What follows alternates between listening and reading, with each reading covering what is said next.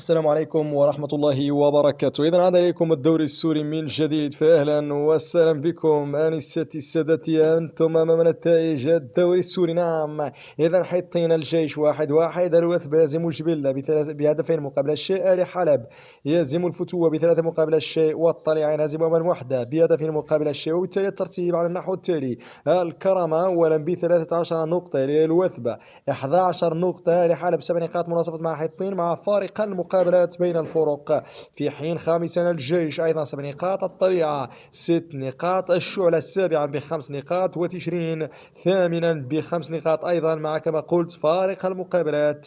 في انتظار إن شاء الله تعالى الطريقة الفعلية للدوري: جبلة 5 نقاط من 6 لقاءات، الشرطة عاشرا ب4 نقاط، ثم الوحدة في المركز ال11 3 نقاط، وأخيرا الفتوة بنقطتين. إذا هداف الدوري السوري حاليا محمد الواكد لاعب الجيش ب4 أهداف، يليه رأفت مهتدي وصبحي شوفان ب3 أهداف لكل لاعب.